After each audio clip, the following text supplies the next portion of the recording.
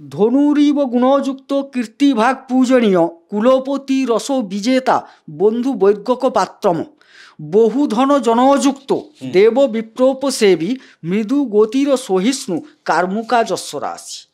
এদের জীবনের একটা মাইনাস কোথায় জানেন? এরা ধীর প্রকৃতির হয়।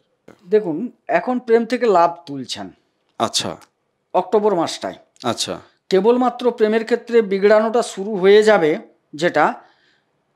সেটা হচ্ছে 17 থেকে 27 তারিখ। আচ্ছা, কোনো সাবধান বাণী এনাদের জন্য অক্টোবর মাসের জন্য? একদম উপার্জনের দিক আমি ভালো দেখছি না, ভাগ্যের বিড়ম্বনা প্রচুর। যারা সরকারি কর্মে আছেন তারা সাবধান থাকুন। আজকের মূল এপিসোড শুরু করার আগে আপনাকে মা নর্মদার কৃপা আপনি কি করে পাবেন আপনাকে আমি জানাতে চাই। আপনি যদি প্রতিদিন ত্রিকাল এই নর্মদাষ্টকম পাঠ করেন, আপনি মায়ের কৃপা পাবেনই পাবেন। মায়ের কৃপা আপনার উপর বর্ষিত হবে। ফ্রি অফ কস্ট নর্মদাষ্টকম পাওয়ার জন্য হোয়াটসঅ্যাপে আপনি আমাকে লিখুন আপনার নাম এবং ঠিকানা দিয়ে, যে পিডিএফ বই চাই, আমি আপনাকে পাঠিয়ে দেবো সঙ্গে সঙ্গে। এই পিডিএফ বই আপনি প্রতিদিন 5 জনকে শেয়ার করুন। আর যারা নর্মদাষ্টকম পাঠ চক্রে অনলাইনের মাধ্যমে জয়েন করতে চান ফ্রি অফ কস্ট, তারাও আমাকে হোয়াটসঅ্যাপে লিখবেন। আসুন আজকের মূল এপিসোড শুরু করা যাক। নমস্কার, নর্মদে হার। শিবকন্যা মা নর্মদাকে প্রণাম জানিয়ে আজকের এই এপিসোড শুরু হচ্ছে। আজকের এই এপিসোডে আপনারা ভীষণ মনোযোগ দিয়ে দেখুন, এটাই আমি চাইব। কেননা বছর কিন্তু শেষের পথে, আর মাত্র 3টে মাস বাকি। বছরের শুরুতে যে পরিকল্পনাগুলো হয়েছিল, সেই পরিকল্পনাগুলো কতটা পৌঁছতে পেরেছে, লক্ষ্য কতটা ঠিক আছে নাকি লক্ষ্য ভ্রষ্ট হয়েছে, সেই জায়গাটা কিন্তু হিসেব কষতে হবে। 3টে মাস আগে যদি হিসেব কষা শুরু হয়, নিজের যদি যত্ন নেওয়া শুরু হয়, খেয়াল নেওয়া শুরু হয়, তাহলে কিন্তু বছর শেষের সময় ডিসেম্বর মাসে গিয়ে তবুও বলা যেতে পারে যে না, আমি অন্তত পৌঁছতে পেরেছি। নইলে বেকার কান্নাকাটি করে তো কিছু হবে না। কর্ম করতে হবে, তবেই ফল পাওয়া যাবে। কেবলমাত্র জ্যোতিষের এই এপিসোড দেখে যে ফল চলে আসবে তাও কিন্তু নয়। আজকের এই যে এপিসোড গোচরকালীন জায়গা থেকে, এখানে কালপুরুষ চক্রের 12টি ঘরে যেখানে যেখানে যেভাবে গ্রহবস্থান লেখা আছে, আপনার নিজস্ব যে জন্মকুণ্ডলী, জন্মছক, সেখানে যদি সেম টু সেম যেখানে যেখানে মিল পাবেন, সব কটা ঘরে তো আর মিল পাবেন না, তো যে যে ঘরগুলোতে আপনি মিল পাচ্ছেন, অন্তত একটি গ্রহ মিলছে, তাহলেও দেখবেন আপনার আজকের এই এপিসোড দেখার যে পুরো সময়টা, এটা আপনার জীবনে কিন্তু কাজে লেগে যাবে। আপনি গোবিন্দদার মুখ থেকে যা শুনবেন তা আপনি কিন্তু মিল পাবেন। গোবিন্দদা, আমি প্রথম যে প্রশ্নটা তোমার কাছে রাখবো, ভাইটাল, আমি একদম খালি চোখে যা দেখতে পাচ্ছি, সপ্তমে ছিল বৃহস্পতি, ওনার লগ্নাধিপতি, তিনি চলে যাচ্ছেন অষ্টমে। এ কোন দিকে ইন্ডিকেশন নিয়ে যাচ্ছে? কি ফলাফল দিচ্ছেন ওনাকে? তাহলে দেখুন, লগ্নপতি অষ্টমে, প্রথম এটা ভাবতে হবে। তাইলে অষ্টম হচ্ছে ক্ষয়ক্ষতি, ধ্বংস, অপবাদ, অপযশ ইত্যাদি। আবার এর ভালো দিক কী আছে? মৃত ব্যক্তির কিছু সম্পদ প্রাপ্তি বোঝায়, দূর থেকে কিছু উপার্জন বোঝায়, বিদেশ ভাবতে পারেন এখানে। আর এই জায়গার উপর বৃহস্পতি কিন্তু সপ্তম থেকে অষ্টমী গিয়ে কিন্তু তুঙ্গি এবং উচ্চ, এই ঘটনাটা ঘটছে। তাইলে প্রথমে ভালো যেটা ঘটবে, বিদেশ সম্বন্ধিত ব্যাপারে যারা জড়িয়ে আছেন তাদের ক্ষেত্র ভালো যাবে। আচ্ছা, যারা বিভিন্ন গুপ্ত কর্ম অর্থাৎ সাধন টাধন, অনেকে তো গোপনে করেন, হ্যাঁ, কিছু ক্রিয়া আধ্যাত্মিক কর্ম, তাদের ক্ষেত্রে সময়টা ভালো যাবে। পিতৃ বলছি, উত্তরাধিকার সূত্রে বা কোনো মৃত ব্যক্তির কিছু সম্পদ প্রাপ্তিও ঘটতে পারে এখানে। বেশ, আচ্ছা, খারাপটা বলি এবারে, ভালো তো বললাম। এখানে বৃহস্পতি উচ্চ হচ্ছেন, এটাই হচ্ছে একটা ভালো কথা। এবারে কিন্তু এখানে দেখা যাবে লগ্নপতি অষ্টমে, মারক, ধ্বংস, ক্ষয়ক্ষতি, অপবাদ, অপযশ। এক্ষেত্রে কিন্তু কিছুটা হওয়ার যে সম্ভাবনা হবে, সেটাকে বৃহস্পতি বেশ কিছুটা রক্ষা করবেন, কারণ বৃহস্পতি একটু শুভ ফলদাতা। কথাটা বুঝলেন? সিচুয়েশন তৈরি হবে, সেখান থেকে তিনি কিছুটা রিব্যাক করানোর চেষ্টা করবেন। আচ্ছা, আমার যেটা মনে হচ্ছে, শনি এবং বৃহস্পতির মধ্যে এনাদের মধ্যেকার সম্পর্কটা ঠিক কেমন? না, শনি বৃহস্পতির সম্পর্ক ভালো, খারাপ ভালো। না।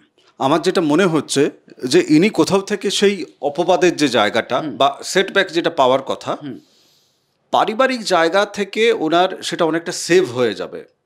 বলুন। পারিবারিক জায়গা থেকে উনি মানে আপনি অনেকটা কিন্তু সহযোগিতা পাবেন এই খারাপ সময়টাকে পেরোনোর জন্য, যেটা আমার মনে হচ্ছে। আমি জানি না আমি ঠিক কিনা। না, আপনি ঠিক নয়।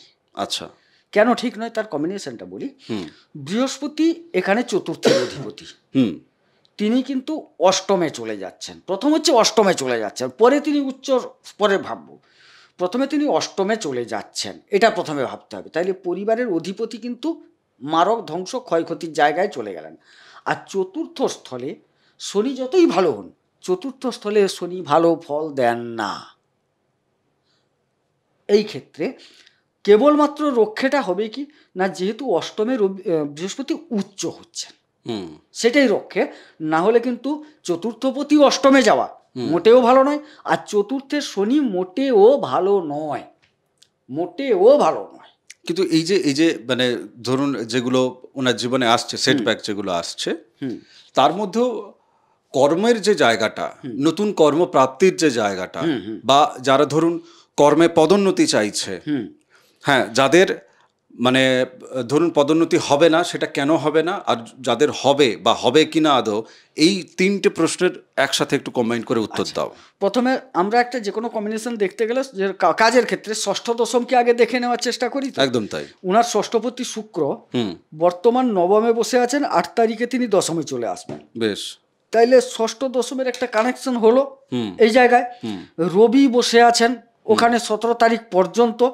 অতএব এই জায়গায় দেখা যাচ্ছে ভাগ্যপতি দশমে এলেন, তাইলে 17 তারিখ পর্যন্ত কর্মপ্রাপ্তি যোগ, কর্মে শ্রীবৃদ্ধি যোগ, কর্মে উন্নতি যোগ, কর্মে মনোবাঞ্ছা পূরণ যোগ বেশ দেখা যাচ্ছে। তৎপরবর্তী ক্ষেত্রে দেখা যাবে রবি কিন্তু আবার একাদশে নিচস্থ হয়ে যাচ্ছেন। রবি হচ্ছেন ওনার ভাগ্যপতি। কিছুটা ভাগ্য বিড়ম্বনা হবে। কেন হবে? একাদশে যাচ্ছে মানে তো ভালো হবে না। নবমপতি উপার্জন বৃদ্ধি পেলেও দেখা যাবে এই ক্ষেত্রে রবি নিচস্থ হওয়ার সুবাদে প্রত্যাশা অনুযায়ী ভাগ্য থেকে তিনি সেই সহায়তাটা পাবেন না, উপার্জনের পাচ্ছেন না। আচ্ছা, নিচস্থ হওয়ার কারণে। হ্যাঁ। ধনু রাশি, ধনু লগ্নের যারা জাতক জাতিকা, তারা ভাবছেন যে মানে ধরুন প্রেমের দিকটা একটু যদি তাদের দেখা যায় আর কি, যে প্রেমে অনেকগুলো সম্পর্কের মধ্য দিয়ে সারা আসছে, কিন্তু কোনো একটা প্রেম তাদের মনে হচ্ছে না যে ঠিকঠাক, বা প্রেমটা ঠিকঠাক হচ্ছে না। তো সেই ক্ষেত্রে তারা কি ফলাফল পেতে চলেছে? দেখুন, এখন প্রেম থেকে লাভ তুলছেন। আচ্ছা। অক্টোবর মাসটায় আচ্ছা, কেবলমাত্র প্রেমের ক্ষেত্রে বিগড়ানোটা শুরু হয়ে যাবে, সেটা হচ্ছে 17 থেকে 27 তারিখ। মানে কোন দিকে ঠিক উনি বিড়ম্বনাটা তিনি পাচ্ছেন আর কি? দেখুন, প্রেমের অধিপতি হচ্ছেন ওনাদের মঙ্গল, বর্তমান লাভস্থলে একাদশে বসে আছেন। হ্যাঁ, লাভস্থলে বসে, তাহলে প্রেম থেকে লাভবান, বোঝা গেল। আচ্ছা, এবারে ভাগ্যের, প্রত্যেকটা জায়গায় তো ভাগ্যের একটা সহযোগিতা দরকার। অবশ্যই। ভাগ্যে কেতু বসে আছে, শুক্র চলে আসবে, ভাগ্যে কেতু বসে আছে, এক। দ্বিতীয়ত ভাগ্যপতি তিনি কিন্তু নিচস্থ হয়ে যাচ্ছেন ওই লাভস্থলে, নিচস্থ হয়ে যাচ্ছেন। তাহলে কিছুটা হলেও বিড়ম্বনা দেবেন। ঠিক। সেই ক্ষেত্রে কতটা দেবেন না, প্রেমীদের অতিরিক্ত বাক্যবান, অগ্নিবান চলবে। মানে এনারা নিজেরা একটু বলবেন। আচ্ছা, মানে পরস্পরকে।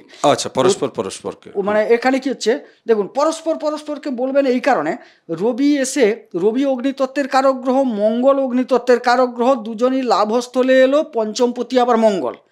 কিন্তু হট মাইন্ড রবি, মাথা গরম করাবে। আর মঙ্গল তিনি বসে আছেন তার সাথে, কথাটা বুঝবেন, অগ্নিতত্ত্বের হয়ে রবির সাথে বসে আছেন, এবং এটা বায়ুতত্ত্বের জায়গায় বসে আছেন, আগুন জ্বলবে। নেহাত খুব যদি ভালো ওনাদের মঙ্গল রবি থাকে লগ্ন কুণ্ডলিতে, তাইলে দেখবেন আগুনটা দুদিকে ছুটবে। একটা প্রেমের আগুনে এত আগুন জ্বালাবেন, সেটা পুড়ে ছারখার হয়ে যাবেন, এক। দ্বিতীয়ত আবার ওই আগুনটা যদি জন্মকুণ্ডলিতে একটু ডিস্টার্ব থাকে, আপনার মঙ্গল আর রবি, সেই প্রেমের আগুনে মানে বিদ্বেষমূলক জায়গায় প্রেম পুড়ে ছারখার হবে। দুটো অপশান, প্রেমের আগুনে নিজেরা পুড়ে ছারখার হয়ে যাবেন, ছারখার বলবো না, পুড়ে যাবেন, এত প্রেম ঘটে যাবে। আবার যদি খারাপ থাকে এমন পুড়বেন প্রেমটাই পুড়ে যাবে, নিজেরা আর পুড়ছেন না, প্রেমটাই পুড়ে যাচ্ছে। দেখুন, এনাদের লগ্নাধিপতি বৃহস্পতি ঠিক কথা, কিন্তু আমি লাস্ট বেশ কিছু কমেন্ট দেখছিলাম, লাস্ট মোটামুটি প্রায় 1.5-2 মাস ধরে অনেকের কমেন্টে আমি একটা কমন ব্যাপার দেখতে পাচ্ছি যে তার ভাগ্য যেন তার সাথ দিচ্ছে না। হ্যাঁ বলুন। ভাগ্য যেন সাথ দিচ্ছে না, মানে উনি প্রয়াস করছেন, উনি পরিশ্রম করছেন নিষ্ঠা সহকারে, কিন্তু ভাগ্যের জায়গা থেকে সেই সাথ পাচ্ছেন না। এই অক্টোবরে কি ঘটতে চলেছে? ঘটনা হচ্ছে কি জানেন, নবতারা চক্রটাকে দেখুন কোথায় বসে আছে, শুধু দেখলে না হবে না। আমি সব সময় দেখবেন আমি বলি যে আগে দেখুন নবতারা চক্র, নবতারা চক্রে আপনার কুণ্ডলিতে বৃহস্পতি কোন নক্ষত্র পেয়েছে, মানে কোন তারা পেয়েছে, আগে সেটাকে দেখতে হবে, তারপরে তো আপনি বুঝবেন বৃহস্পতি আপনার জন্য শুভ কি অশুভ। আচ্ছা, নক্ষত্রের জায়গাটা তুমি একটু ক্লিয়ার করো, কেননা যাদের কাছে আছে, যারা তাদের নিজের নক্ষত্র জানেন, তারা সেই জায়গা থেকে একটু ক্লিয়ার হয়ে যাবে। এখানে সমস্যাটা হচ্ছে দুটো দিক বুঝতে হবে। আচ্ছা, কি? একটা হচ্ছে বৃহস্পতি তো চেঞ্জ করছেন, একটা তাহলে রাশিগত একটা চেঞ্জ হচ্ছে, আর কেবলমাত্র শুধু আমি তারা থেকে একটা বলছি, আর রাশিটা চেঞ্জ হচ্ছে, অষ্টমে চলে আসছেন মানে একটা খারাপের জায়গায় আসছে, সেটা তুমি বলেছো অলরেডি। বাকি যেটা বলছি যে যারা মূলা নক্ষত্রে যাদের জন্ম, তাদের ক্ষেত্রে ভালো সময় যাবে, ভাগ্যের তারা সহযোগিতা পাচ্ছেন, বাহ বাহ, ভালো সময় যাবে।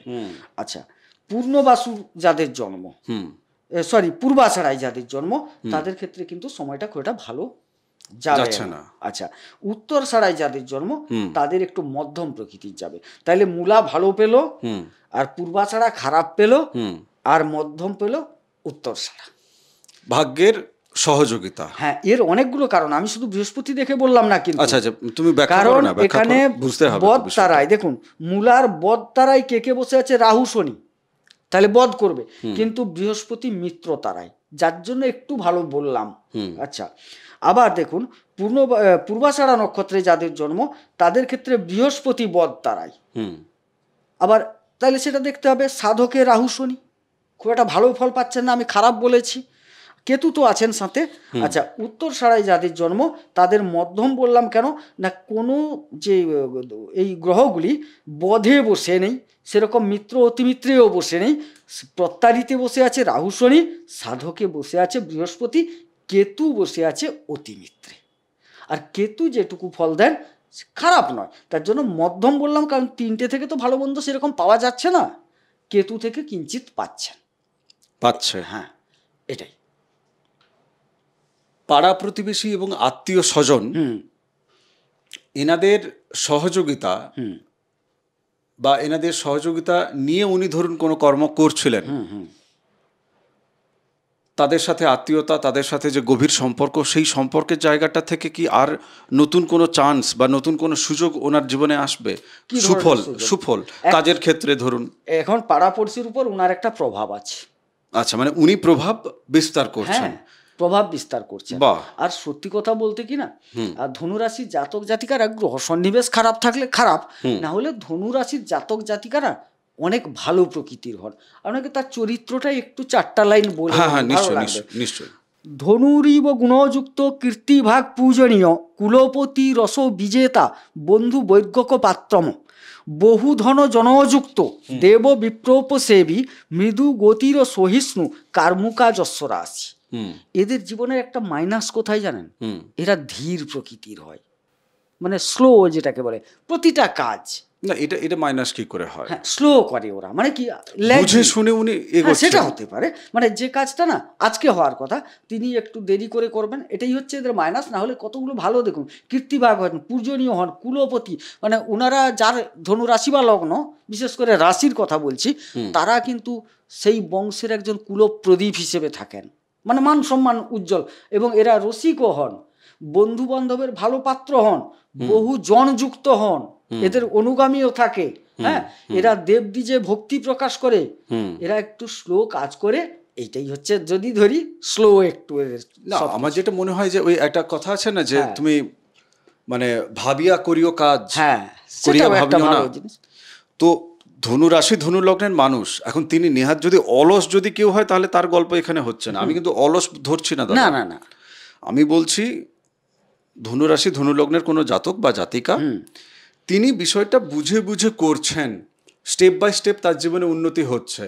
তো আজকের সময় দাঁড়িয়ে কলিযুগে দাঁড়িয়ে মনে হবে যে আরে ভাই ও তো ঠিক আছে, ওনার তো উন্নতি খুব স্লো 15 বছরে, কিন্তু তিনি তো সেই জায়গা থেকে পতন ঘটছে না তার, না, পতন ঘটছে না। তাই না? হঠকারী সিদ্ধান্ত নেওয়া, দ্রুত সিদ্ধান্তটা নিতে পারছেন না, আমি হঠকারী বলবো না, দ্রুত। হ্যাঁ দ্রুত সিদ্ধান্ত নিতে পারছে না, ঠিক কথা, কিন্তু হঠকারী তো নিচ্ছে না। না না না। এবং এদের লক্ষ্য স্থির থাকে। এই মুহূর্তে একটু স্লো কেন বলছি আরো জানো, শনি যে চতুর্থে বসে আছেন না, চতুর্থ থেকে তিনি একটা দশম দৃষ্টি দিয়ে রেখেছেন, আর শনির দৃষ্টিটা একটু স্লো করে সবসময়। আর যাদের শনি পীড়িত আছে জন্মছকে, সে তো আর বলতে নেই, সেটা আরো বেশি পরিমাণ করবে, আরো স্লো, আরো স্লো করে দেবে। আচ্ছা আচ্ছা আচ্ছা, মানে কুঁড়ে টাইপের করে দেয়, কুড়ে টাইপের করে হ্যাঁ, দেবে। হ্যাঁ। বেশ। আচ্ছা, মূলত এনাদের জীবনে ধরো তুমি তো 22 বছর ধরে প্র্যাকটিস চলছে তোমার। 22 নয় ভাই, অনেক বেশি, এটা 26-28 হবে। আমি 22 বছর বয়স থেকে শুরু করেছি। ও আচ্ছা, 22 বছর বয়স থেকে আজকে জ্যোতিষবিদ্যা 56, চলছে। হ্যাঁ 56 বছর। আচ্ছা, এনাদের মূলত ফেলিওরিটির যে জায়গা, মানে দেখছো একটা মোটামুটি বেশ ভালো জন্মছক দেখলে, কিন্তু তিনি তার জীবনে স্ট্যান্ড করতে পারছে না। আমি বলছি না, আমি বলছি ফেলিওরিটি আমি কাকে বলছি। দেখুন, জীবনে 40-45 বছর বয়স পর্যন্ত তবুও আজকের সময় দাঁড়িয়ে সংঘর্ষ করে নেওয়া যায়, কিন্তু তারপরে আমরা যে সমস্ত খাবার দাবার খাচ্ছি, তারপরে আর আমাদের আর পরিশ্রম করার যে প্রতি যে জায়গাটা, সেই জায়গাটা থাকে না। তুমি আজকের সময় দেখো না, মানে আজকের সময় ধরে একটা 55-60 বছর বয়সী লোকজন, তাদের মধ্যে যে উদ্যম দেখা যাবে, একটা 30-32 বছর ছেলে পুলেদের মধ্যে কিন্তু সেই উদ্যম দেখা যাচ্ছে না। 30-32 বছর বয়সে তার হাঁটুর সমস্যা, কোমরের সমস্যা, নানান সমস্যায় চলে এসছে। আমি বলছি সেই জায়গা থেকে যে 45 বছর বয়সের পরেও যদি কারো সাফল্য না আসে, তার কাছে থাকে, তার কাছে যদি টাকা পয়সা না থাকে ভবিষ্যতের জায়গা থেকে, তাহলে সে কি সফল? হ্যাঁ, তুমি ধনুরাশি ধনুলগ্নের জায়গা থেকে বলো, আমি আমার প্রশ্নের জায়গায় যাচ্ছি যে এনাদের জীবনে মূলত বিড়ম্বনা কারক গ্রহ কে? জন্মছক বাদ দাও, তোমার অভিজ্ঞতা থেকে বলো যে মানে কাকে ঠিক করলে পরে ওনাদের জীবন ঠিক হয়ে যায়। প্রথমত ওদের দেখুন, বৃহস্পতি তো লগ্নপতি, তো হ্যাঁ, তার যে শত্রু গ্রহ, তারা কতটা খারাপ করছে। আচ্ছা, এর শত্রু গ্রহ কে? এখানে রাহু, রাহু, শুক্র, কেতু। কেতু, এই জায়গাগুলো। তবু কেতু কম বলবো। আচ্ছা, কেন কম বলবো? কেতু একটু আধ্যাত্মিক প্রকৃতির গ্রহ, ছোঁয়াটা আছে, ছোঁয়া। কিন্তু কেতুকে আমি দেব না, আমি রাহুকে দেব। রাহু কিন্তু সবসময় ক্ষতি করার জন্য ব্যগ্র। শুক্র যদি নেহাত ভালো না থাকে তাইলে কিন্তু ক্ষতি। আচ্ছা, শুক্র হচ্ছে বৃহস্পতির শত্রু, হ্যাঁ ষষ্ঠপতি এমনিতেও। রাহু শত্রু। হ্যাঁ। দেখুন, এখানে আর সেরকম আমি খুব একটা শত্রু খুঁজে পাচ্ছি না। হ্যাঁ, আচ্ছা, তো মূলত এই দুটো হচ্ছে ঘোর শত্রু আর কি বৃহস্পতির। ঘোর শত্রু। হ্যাঁ, ঘোর শত্রু। এনাদের জীবনে কোন দিক থেকে বেশি ক্ষতিটা হয়? মানে এই পারিবারিক জায়গা থেকে কি বেশি ক্ষতি হয়? না, সেটা মানে আমি নয়। জেনারেল প্রশ্ন করছি, গোচরকালীন জায়গা থেকে করছি না। মানে এনাদের জীবনে মূলত কোন জীবনের কোন দিকটা একটু যদি বিগড়ে যায়, তাহলে বাকি দিকগুলো খুব একটা যেন মানে মানে সব যেন নড়ে গেল, একদম তাসের ঘরের মতো মানে ভেঙে গেল। কোন কোন আঘাতটা জায়গাটা? এরা বেশি অনুভব করে? ইয়াস, আসলে এক্সাক্ট প্রশ্ন এরা তাই। হচ্ছে খুব সম্মান প্রাপ্তি চায়। বেশ। হ্যাঁ, মানে সবাই যেন মান্যতা করে, কারণ বৃহস্পতি তো জ্ঞান প্রজ্ঞা এসবের ব্যাপার। এই জায়গাটায় প্রথমত এদের যাই করানো হোক না কেন, যদি সম্মানে আঘাত দেওয়া যায় না, তাইলে কিন্তু এরা ভেঙে পড়ে, ভেঙে পড়ে একদম। এবার সম্মানে কারা আঘাতটা পায়? যার বৃহস্পতি কি ধরো বকরি হয়ে আছে বা এই ধরনের কিছু? বকরি কথাটা নয়, বকরি জিনিসটা আলাদা। আচ্ছা, বকরি খারাপ ফল, শুভ গ্রহ বকরি হলে খারাপ, এটা না ঠিক কথা। সম্মানে কেন আঘাত পাচ্ছে? সম্মানে কি, যখন এই রাহু বৃহস্পতি যুক্ত হয়ে যায়। আচ্ছা, হ্যাঁ, রাহু শুক্র এতটা সাম্মানিক আঘাত হানে না।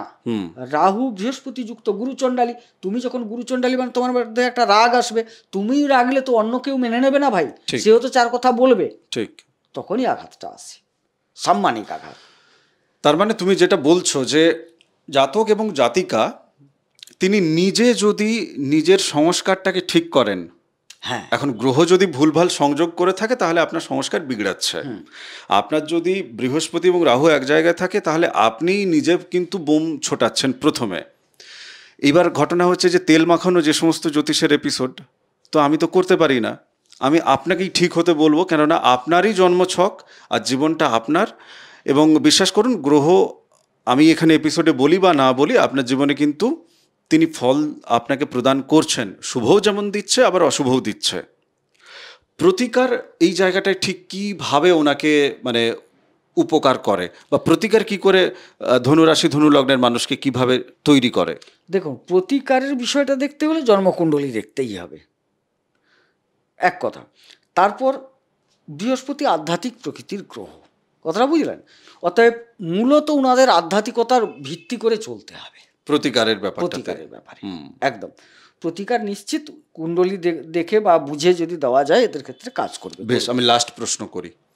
যাদের ধরুন ইচ্ছে ছিল যে একটু ওই আধ্যাত্মিক পথেই যাবে, কোনো ধর্মীয় জায়গায় তিনি হয়তো বেড়াতে যাবেন, বা সেখানে হয়তো তিনি তার মনের ভেতর ইচ্ছে আছে যে ঠিক আছে আমি যাচ্ছি, ওখানে গিয়ে আমি একটু সাধনা করব, বা আমি ওখানে গিয়ে বসবো। তো সেই যে জায়গায় আধ্যাত্মিক দিকে তার মন এবং তার ভেতরকার যে আত্মার যে টান, গ্রহগত প্রভাবে এই অক্টোবর মাসে কতখানি বৃদ্ধি পাবে নাকি পাচ্ছে না? দেখুন, এই অক্টোবর মাসে যতটুকু দেখা যাচ্ছে বৃহস্পতি অষ্টমে যাচ্ছেন। অষ্টম থেকে কিন্তু আমরা কিছুটা ওই বিবেচনাটা করি, দূরও বিবেচনা করা হয়। এবারে কোনো কোনো ক্ষেত্রে দেখা যাবে ওনারা কোনো তীর্থ ভ্রমণ, তীর্থস্থানে গিয়ে কিছু দান ধ্যান এইসব কর্ম করবেন, আধ্যাত্মিকতার প্রতি একটা টান আসবে। আমি লাস্ট আর দুটো প্রশ্ন তোমার কাছে একদম ছোট্ট ছোট্ট করে উত্তর নেব। টাকা পয়সা জমাতে পারবে? সঞ্চয়টা ব্যক্তিগত না হয়ে পারিবারিকগতভাবে হবে। আচ্ছা, মানে পরিবারের সবাই মিলে? হ্যাঁ, মানে ওই সঞ্চয়টা ব্যক্তিগত হবে না, সঞ্চয় আমি উপার্জন করলাম, বাট একটা পারিবারিক ফান্ড থাকে, তো সেই জায়গাটায় গিয়ে সঞ্চয়টা পড়বে। আচ্ছা, কোনো সাবধান বাণী এনাদের জন্য অক্টোবর মাসের জন্য? একদম উপার্জনের দিক আমি ভালো দেখছি না, ভাগ্যের বিড়ম্বনা প্রচুর। যারা সরকারি কর্মে আছেন তারা সাবধান থাকুন। তারা যদি তাদের প্রতিকার নিয়ে নেয়, তাহলে সেই সরকারি জায়গা থেকে চাকরি খোয়ানো বা সরকারের নানান প্রকোপ, সেই জায়গা থেকে তারা বেরিয়ে যেতে পারবে না? পারবে না। না, সমষ্টির কাছে ব্যষ্টির মূল্য নেই। বরং আমরা যেটা করতে পারি, একটি চলে গেলে আরেকটির প্রাপ্তি, সেই জায়গাটা কিছুটা তৈরি করে দিতে পারি। কিন্তু সমষ্টির কাছে ব্যষ্টির কোনো মূল্য নেই, ব্যাপারটা বোঝাতে পারি। এখানে ভূমিকম্প হলে আপনার কুণ্ডলী যত ভালো থাক, আমার বাড়ি নড়বে, আপনারও বাড়ি নড়বেই। সেই ভাঙে যদি সেই লেভেলের, হয়তো আপনারটা কম ভাঙবে, কিন্তু ভাঙবে, সবার ভাঙবে। ভালো লাগলো তুমি অনেস্টির সাথে উত্তরটা দিলে।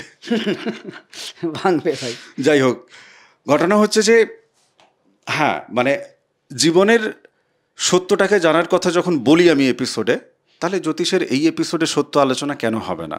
আর আপনার মতো মানুষ, তিনি তো সত্য শুনতেই চান, তো স্বাভাবিক কারণে আপনার কাছে এই সত্যটা ভালোই লাগবে আশা করি। যদি খারাপ লাগে কমেন্ট বক্সে লিখবেন, সত্য বলা বন্ধ করে দেব। কেননা আপনাদেরকে কষ্ট পাওয়ানো বা ম্যানিপুলেট করা, মা নর্মদার নাম নিয়ে বিশেষ করে, আমার বিন্দুমাত্র ইচ্ছা নেই। আপনারা যদি মিথ্যা শুনতে চান, মিষ্টি মিষ্টি শুনতে চান, বলে দেবো, কোনো চাপ নেই।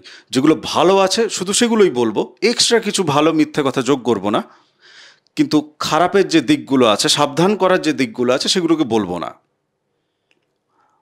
আপনার জন্মছক দেখাবেন, তখন আপনি নিজে থেকে জানতে পারবেন যে কোন কোন দিকে খারাপ আছে। যদিও আজকের এই এপিসোডে আরও বেশ কিছু সাবধানতার দিক আছে, যেটা কিন্তু আলোচনায় আমি ইচ্ছে করে তুললাম না, কেননা ওই খারাপগুলো আপনার পরোয়া না করে বলা যেতে পারে না। কেননা সেক্ষেত্রে আপনার জন্মছক না দেখে আমি যদি এই হাজার হাজার মানুষের সামনে এপিসোডে বলি, বেকার ম্যানিপুলেট হয়ে যাবে। তো আমাকে তো আমার কর্মটা ঠিক করতে হবে, তাই আমি প্রসঙ্গটা তুলিনি। জানি অনেক প্রশ্ন বাকি থেকে যাচ্ছে, আপনারা কমেন্ট বক্সে লিখবেন। তপভূমি নর্মদা, মা নর্মদার মাহাত্ম্য কথার অডিও সিরিজ আছে 365 এপিসোড, আপনাকে শোনার জন্য আমি বিনীতভাবে অনুরোধ জানাচ্ছি। অনেকেই পিডিএফ বই নিচ্ছেন, নর্মদাষ্টকম রোজ 3 বেলা আপনারা পাঠ করছেন, খুব ভালো ব্যাপার। মায়ের কৃপা আপনি কিন্তু পাচ্ছেন, মা নর্মদার কথা বলছে। চ্যানেল সাবস্ক্রাইব করেছেন তো? যদি এখনও না করে থাকেন, প্লিজ সাবস্ক্রাইব করুন, প্রত্যেকে সাবস্ক্রাইব করুন। আমরা বাংলায় এই আলোচনা করছি, তো স্বাভাবিক কারণে এখানে আমাদের সাবস্ক্রাইবার কম হয়ে যায়। আপনি প্লিজ সাবস্ক্রাইব করুন বিনামূল্যে। আগামী এপিসোডে দেখা হচ্ছে। নমস্কার। নর্মদে হার।